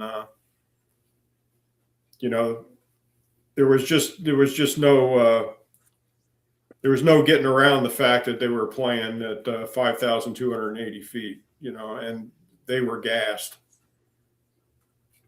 Izzy, Yeah. Are you impressed with the Broncos? And we could talk about the Micah Parsons injury. That was your boy, torn ACL. Oh yeah, that was terrible. But it just shows Jerry was smart because he moved on from the guy. About the time 4th, 5th, 6th, 7th year. That's when if your guy's going to have any injury, that's when it happens, right? This is starting to resemble dating advice that you'll give out on Whiskey and Wisdom with Mike Bara every what day? It's Wednesday nights at 8 Eastern. There we go. That's called a plug, people. Izzy, what say you? Yeah, I mean, they're winning at home, so the Broncos are 12-2. I'm not sure how much of their games are like within a margin of 7 points that they won. But if I'm right, it says here next to the top, it says 7-0. I'm guessing that's 7-0 at home this year. I'm not so sure, but Bo Nix, he played a good game, 4 touchdowns and no mess ups. RJ Harvey had a pretty good rip run. I think it was the second or third quarter he scored that touchdown. But no, I'm wrong. It was the fourth quarter. It was the last touchdown in the fourth quarter. But the Packers, Jordan Love throws 2 interceptions. He's slinging the ball to a bunch of mediocre wide receivers, and their star defensive player, Micah Parsons, gets hurt for the year. So it's not a lot. It's not a lot. It's a tough blow, especially before the playoffs, to lose Micah Parsons. So that's my biggest takeaway from this game. Yeah, it's absolutely brutal. Go to a comment real quick. Paired, it says, Mike, good luck. Thursday, your 100 on the Hawks for the division is at least 50 for 500. And saying, Mike, do you think the Hawks are going to beat the Rams? I know that here's a little preview. We'll talk about that Thursday. But, Mike, what's your gut telling you? My gut's telling me is I have no idea what's going to happen on Thursday. Seahawks did not play well enough to instill me with a lot of confidence. That's fair. It was interesting. I heard Pat Kerwin, who's a former assistant GM in the NFL on Sirius NFL Radio. Pretty smart guy. And he said, look, I've been watching what they've been doing the last 3 weeks, and the Lions can't stop anybody through the air, and they're not going to stop the Rams through the air. So the only way that the Lions win this game is if they outscore them, which I don't think they're going to do against the Rams defense. And that's the way the game turned out. 41-34. He was pretty smart. He was pretty accurate. That's not going to be the case in Seattle on Thursday. So that's where I look at it. Again, I just look at this as two good teams, but one of them had a glaring weakness, which is their defensive secondary. That's also the Rams' glaring strength is their offensive passing game, and those two things aligned, and they just couldn't stop the Rams to save their lives. So, pretty simple game, and it's looking like the Lions are going to miss the playoffs. That would be wild, Jim. Yeah, I mean, the Lions were just you just figured you were going to pencil them in. So much dynamic, so many dynamic playmakers on the offense, and just they seemed unstoppable. For the past 2 years, they just seemed inevitable. They were going to be a Super Bowl team to be contending with for the next half decade. And will they miss the playoffs? We're going to find out. But Jim, what did you make of the Rams' victory here? Yeah, this game opened Rams 5.5. And as Mike can attest, any game played in Los Angeles is not necessarily a home game. There was probably 60-40 Detroit fans in the stands, watching the game. But this game opened Rams favored 5.5, and it was bet up to 6 by the end of the week. So the smart money was coming in on the Rams. If you had the Rams, you went ahead and covered by 1 point. But little close for comfort. But there was no disparaging numbers on either side. As far as trends go. All the trends were positive for the Lions, and all the trends were positive for the Rams. Most notably, Matthew Stafford is 16-2 straight up in December and January regular season. Sean McVay 27-11 straight up in December. The Rams overall 16-3 against the spread in December. So they're a closing football team. Lions, 45-16 straight up. Jared Goff, 22-7 against the spread on the road. He's a good road quarterback. 40-16 against the spread indoors. So there was no way to go. I think the number probably shouldn't have gone up to 6. I think the more realistic number in this game was probably Rams 4.5. I thought the number was kind of high, but the Rams ended up covering the football game. So if you had money on the Rams, you cashed a ticket. And by the way, looking up the playoff tracker here on this site, Detroit has a 36% chance to make the playoffs. A little better than 1-3. It's not the worst. But, I would have figured they'd have a few more wins at this point in the season. But they don't, Izzy. Another game in your backyard. Rams get the win. Lions take the loss. Are the Lions going to miss the playoffs? Are the Rams really this good? Do that. Like I said, I'm not that familiar with the playoff picture, but is it only going to be the Oh, okay, never mind. I'm tripping. The NFC North, the Bears, the Packers, the Lions, and the JJ McCarthy's. Yeah, I mean, it's looking like they're gonna most likely miss out on the playoffs. But I mean, they put up a tough fight against the best team in the league, in the Los Angeles Rams. I mean, Rams put up 41. Devontae Adams, he tears his hamstring off his leg. And then Puka Nacua, he got hurt. I don't know what the injury was. All I heard was that he got hurt. But I mean, he put up 181 yards, and vice versa. Jameson Williams, JMO, he put up 134, and Amon-Ra put up 164. I mean, it's a heavyweight matchup, and this goes to show that if these two teams meet in and if the Lions make the playoffs, if these two teams meet up in any part of the NFC playoffs, then this is a preview of most likely what's going to happen. So, I mean, Matthew Stafford, he's balling out. Same thing with Jared Goff. So, Okay, well, let's say this as far as tearing it off the bone. McVay says he hasn't ruled out the veteran wideout who will be given every chance to play on Thursday. So Devontae Adams, he's not playing. Come on. He's Well, not fucking playing. He's not playing. Did you see that injury? Game plan for Devontae Adams, which they're not going to do. He injured his hamstring on Sunday. He's not playing. It's an old man injury he got. Yeah. Simple. What is it? 32, 33, 35, 36. He's not No offense. none to Yeah. Amon-Ra St. Brown, a great game. 18 targets, 13 receptions, 164 yards, and 2 touchdowns.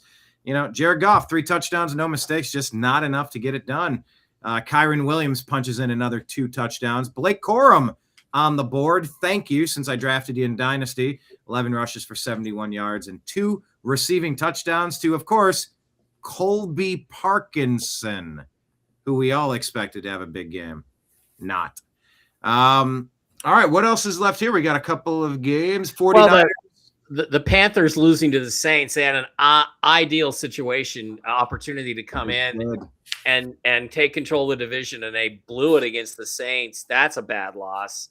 The Saints are playing better with Tyler Shuck. They are, but Bryce Young looking more like Tyler Shuck every week. This week, he goes back and forth. He's so inconsistent. So who knows? But it just was that was a lost opportunity. And I mean, again,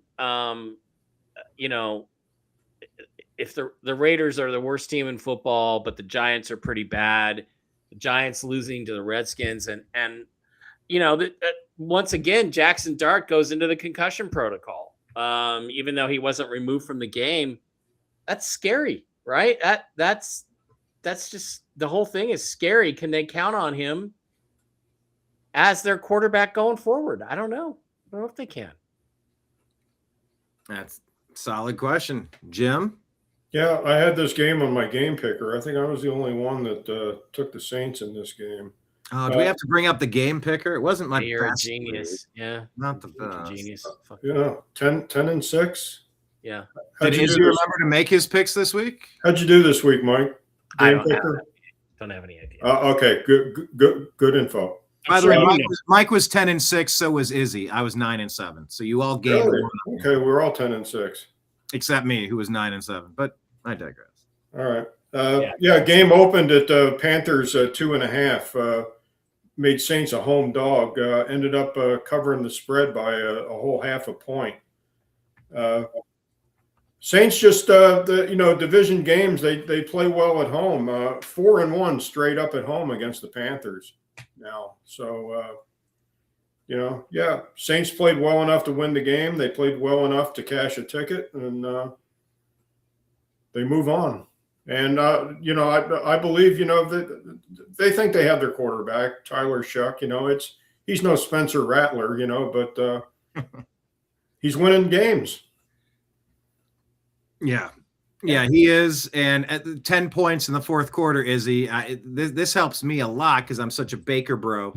No shame. I'm a Baker bro, and I want to see them make it. This really helps with only 3 games left. Any thoughts on this one? Yeah, going back to last week's game picker, I was skeptical of taking the Panthers because it's a trend where Bryce Young plays good, then he's mediocre, then he plays good, then he plays bad, and it's like they win, they lose, and win, they lose. I mean, they're 7-7.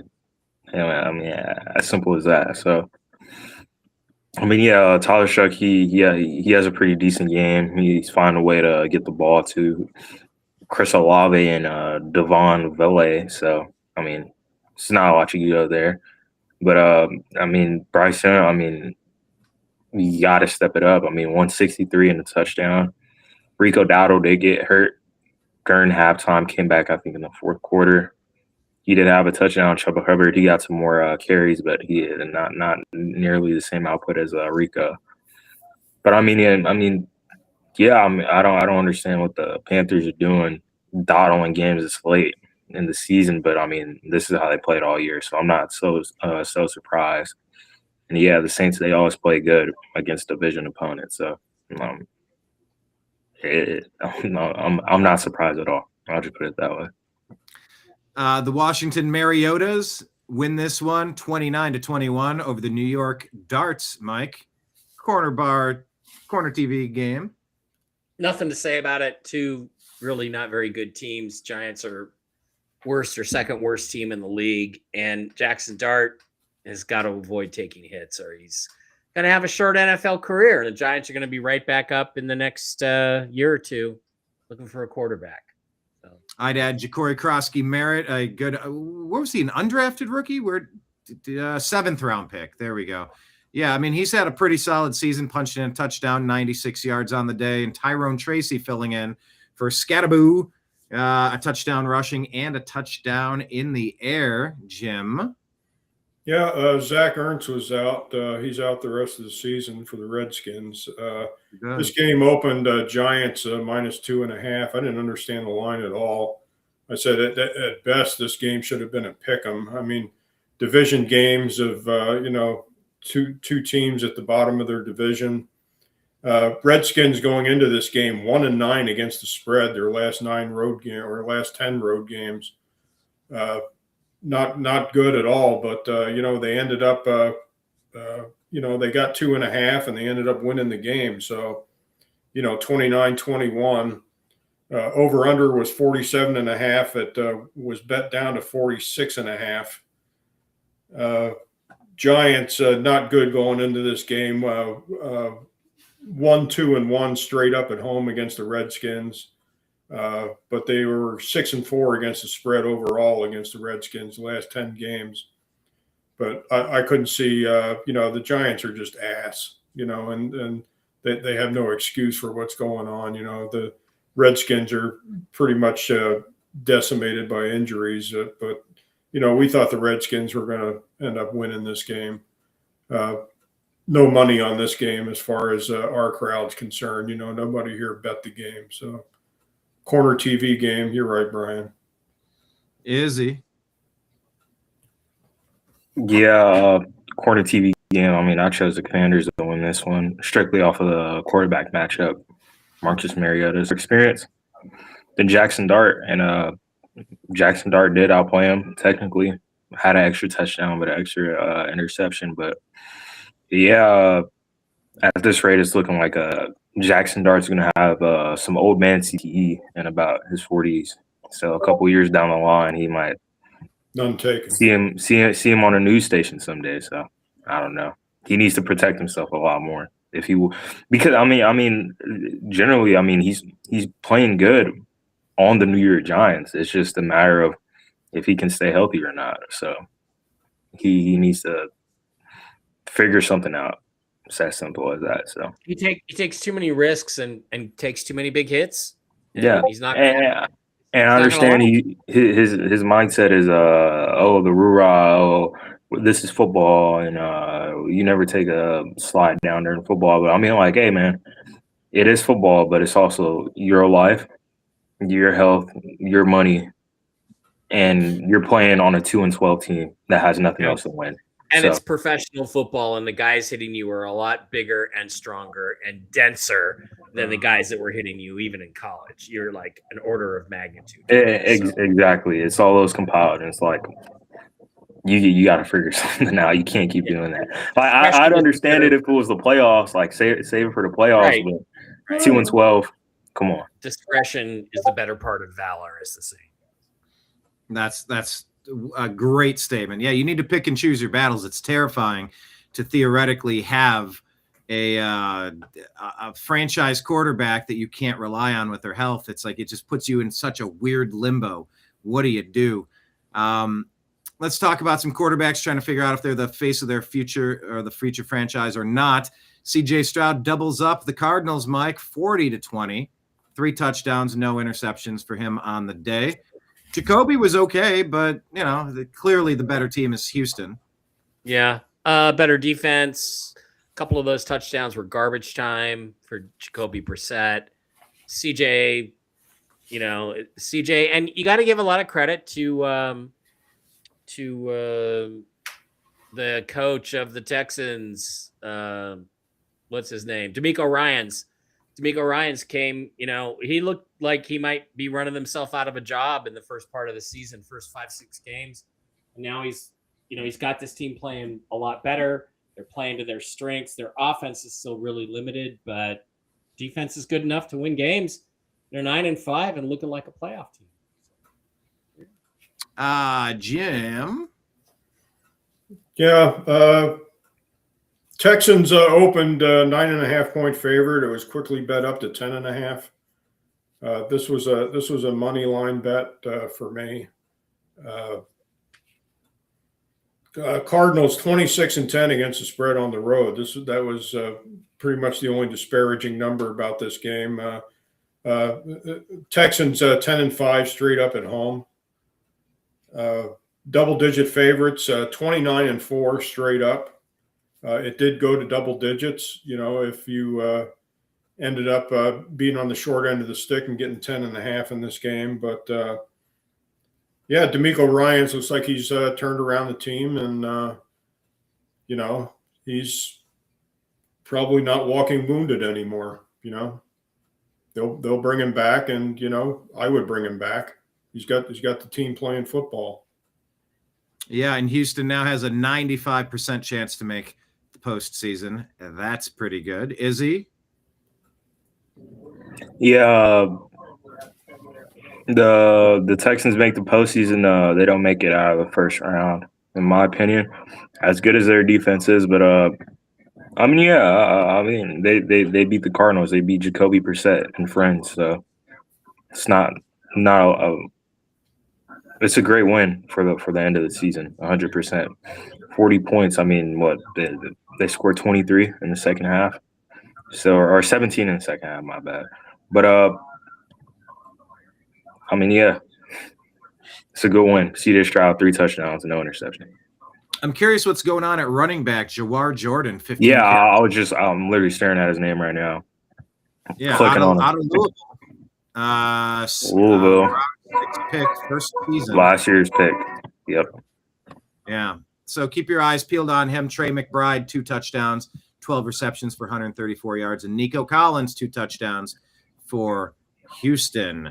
All right. I think 2 games left. Eagles, Raiders. Eagles whoop them 31-0. Jalen Hurts bounces back. But did he? It was against the Raiders, Mike. Does it count? Raiders are the worst team in football, coached by the worst coach in football with one of the worst quarterbacks, if not the worst starting quarterback in football. Well, except it was Kenny Pickett, not Geno Smith. They're just terrible. Nothing else you can say about it.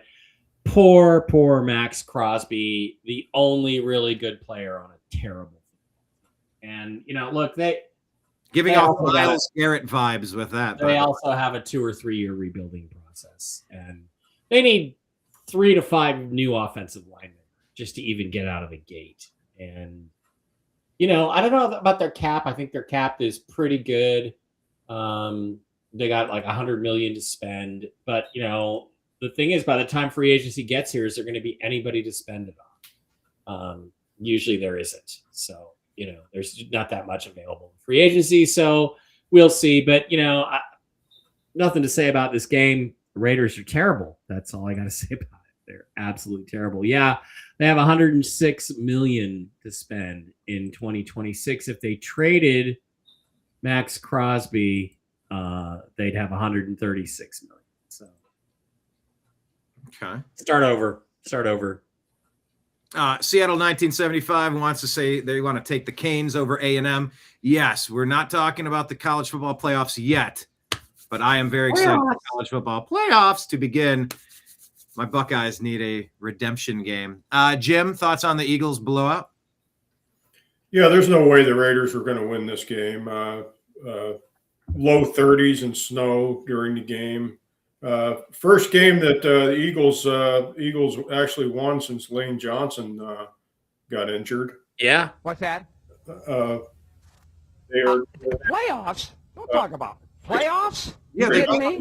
they might have a chance. They do. I just hope we can win a game. Well, they might win a game now that Lane Johnson is back, Mr. Coach. Thank you, Mike.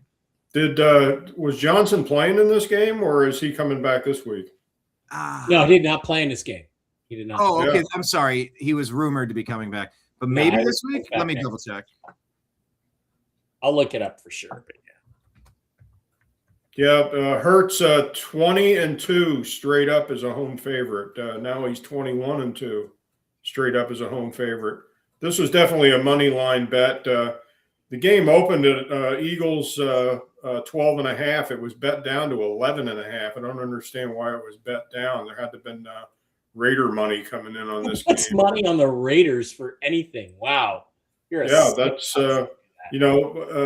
unless there was injuries announced, on the Eagles during the week, other than Johnson, went from 12.5 to 11.5. One of the lowest over-unders, of the week, 38.5 was the over-under in this game. Needless to say, it, with as Izzy would say, the Raiders putting up a donut. The number was 31. So well under the 38.5. So if you had the under and you had the Eagles, you cashed the ticket. Dropping the donut for sure. John Brenneman says, "Dear Raiders, you suck." Oh, they really do. Kenneth I was says, going to say, against the spread. Is that a Bob Seger tune? No, that was against the wind. Kenneth, no, wait, it was against the wind. No, not the wind, against the wind. But thank you, Kenneth. I appreciate you for chiming in on that. Go ahead, Izzy. yeah, I was going to say, who puts money on the Raiders is the gambling degenerates out in Vegas. Who puts money on the Raiders? Same exact sentence. Thank you. this This guy? Most likely. But Jalen Hurts, he doesn't even have a game. I mean, he had 3 touchdowns, but 12 for 15. He only threw the ball 12 times. So it's not a lot going on. It's 31-0. The Raiders stink. I feel so bad for Ashton Genty. He was my favorite player coming out of college, and he's stuck on this god awful team behind a god awful O-line. So it's just unfortunate. As simple as that. Look at all the strip clubs he gets to go to after the game. By the way, Dallas Goedert, I did not start him in my fantasy league, and he put up 2 touchdowns. Keep your eyes peeled on Dallas Goedert, the safety valve for the Philadelphia Eagles there. Nice big game for him. I think we have one game left. There was one more that we didn't get to. There you go. It is the Santa Clara 49ers. I mean, this one was a little closer than expected, perhaps. I don't know, Mike? Anything? Well, kind of a by-the-book game. 49ers were better. They took care of business at home against one of the worst teams in the league. All I will say is that one thing I did notice is I don't think the 49ers secondary is good at all. So that's going to be their Achilles heel. But they took care of business. You got to give them a lot of credit. Shanahan has them playing hard, and Christian McCaffrey remains reasonably healthy. So fingers crossed, knock on wood for McCaffrey fans out there. Jim. Yeah, Santa Clara coming off a bye week, so they had Boku rest. Game opened at Santa Clara 12.5. It closed at 12.5.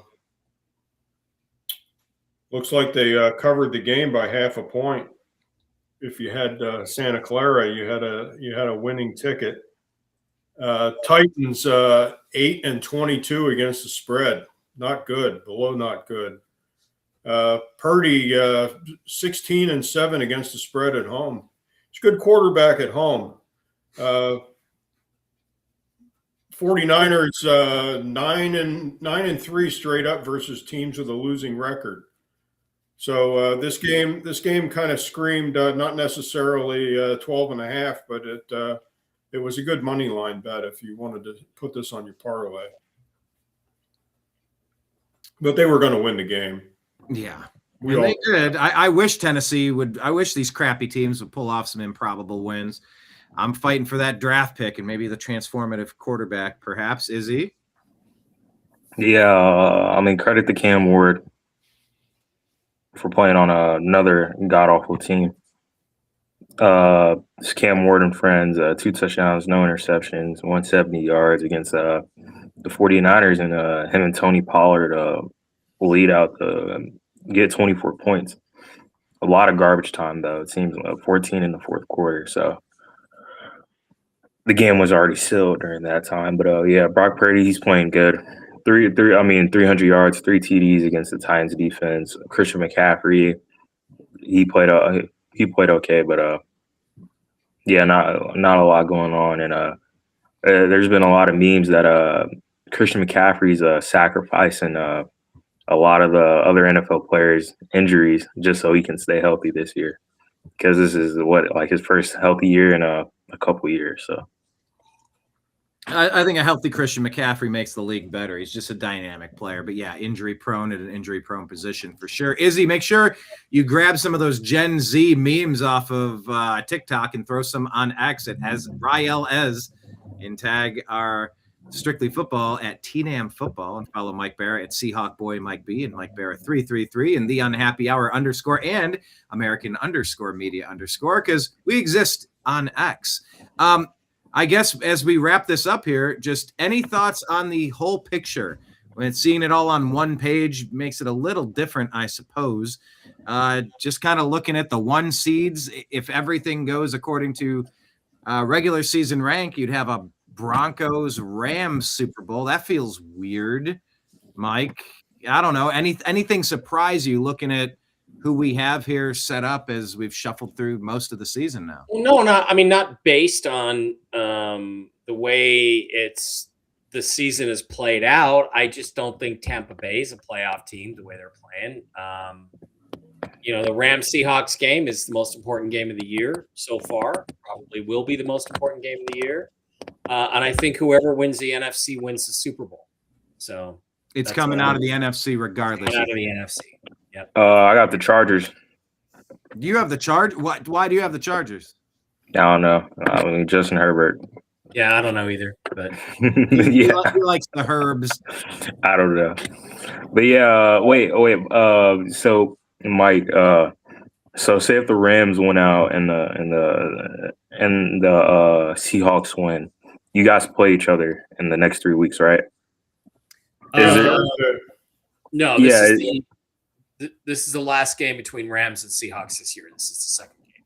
So. And you guys are 1 game behind, so you guys are looking at we're actually tied. You're tied. If Seattle wins Thursday, they're in first place. They become the number 1 seed. Ooh. Okay. Yeah, I was just going to ask you, what's the chances of you guys becoming the number 1 seed? So it seems pretty high. Well, they have to win out. I mean, they're going to have to win out because honestly, even if we beat the Rams on Thursday, I don't see the Rams not winning their last 2 games. And the 49ers are still not completely out of it. It'd be nice if they would lose a game. Well, there's Seahawk money coming in right now. I mean, game opened at Rams 1.5, so Seattle is a home dog. Rams opened 1.5. It was bet down to 1 last night, so there is money coming in on Seattle. All right, yeah. I look at the AFC and I just don't know what to make of these teams. The Patriots and the Broncos and the Bills, they all just seem beatable. Well, you gotta favor the Broncos with the home field advantage, but don't be surprised. Don't be surprised if the Texans come in there and beat. If the Texans were to come in there and with that defense and beat them, it's entirely possible. Yeah, so. and we're all counting out. We're not even looking at the Bears and the Eagles. Bears are playing well, and the Eagles have a Super Bowl. We'll see how it shakes out for sure, and that's why we do Strictly Football each week. Gentlemen, are we doing 3 p.m. Thursday? Is that going to work for? It's good to me on Thursday. Yep. Yeah, okay. I think that will work. So final words from Mike. You got your show tonight. You have Toxically Masculine Tuesday. Tell people about it. Toxically Masculine Tuesday on Mike Bara 333 on YouTube and Real News Live with Mike and Jen on Rumble. Be there at 9 Eastern. Discussion of politics. And we are going to tell you the truth about what happened with the Rob Reiner. So, on the TNAM Daily Show earlier, we had a little theory. We had a little fan fiction wondering if maybe the other siblings set up the one guy to collect the $200 million. It was a fan fiction thing, but hey, in the early stages of investigation, what I got told is worse than that. Way worse than that. Well, text me offline. Now I'm super. Please text me. Watch the show, buddy. Watch the show. Hit the like button, subscribe, and Rumble rant. And buddy, this. Yes, please do. Izzy, final thoughts, sir? Yeah, I didn't know who that guy was until the other day, but I was surprised to hear the news of what happened. Yeah, you should. I have seen what's it called, the All in Wolf on Wall Family? Street. That's Which That's Carl Reiner's son, and I don't expect you know who Carl Reiner is. The actual guy or the actor? Carl Reiner, yeah, Yeah. his father. Yeah, that was Okay. the dad. What should Izzy watch if we gave him homework? Should it be All in the Family, which was wild in the 70s? Stand Van- by Me, Princess Bride, like A Few Good Men. What is the Dick Spinal Van Tap? Dyke Show. His daddy was the executive producer in the Dick Van Dyke Show. Yeah, He was also in the show. Yeah, Rob Reiner was an actor, son of a famous comedian from the 1950s and 60s, and starred in a long-running classic American sitcom, and then went into direction and He directed A Few Good Men, which is his best some very- movie. Yeah, some very good movies, and A Few Good Men would be a good You one. Can't Handle the Truth. and also started Castle Rock Entertainment that did Seinfeld. And started Castle Rock Entertainment, where Joe Biden did his fake White House presentations from the fake White House that they built in Atlanta. So, Mm-hmm. Mike, on the TNAM Daily Show, I did a half hour with him sitting down with Clapper and Brennan pushing the Russia conspiracy. yeah. The whole video, It's going I to dropped get more it's going to F-bombs. get intense tonight. It's going to get intense. All right, Yeah, I gotta go. must see TV. Mike, thank you. Love you guys. Quote from Jim. Keep your friends close and your enemies closer. Always sage advice. Thank you, everybody in the TNAM universe. We'll see you Thursday at 3 o'clock Eastern time. We appreciate you. We love you, and we'll talk to you again soon. Take care, everybody. Peace. Hi, this is Eric Metcalf, and you're watching Unhappy Hour.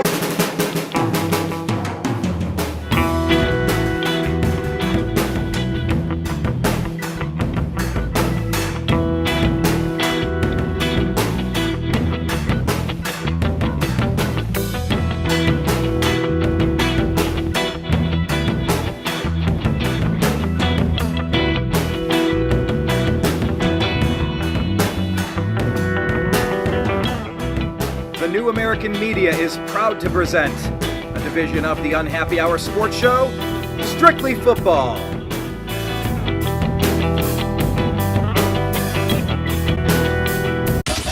It's the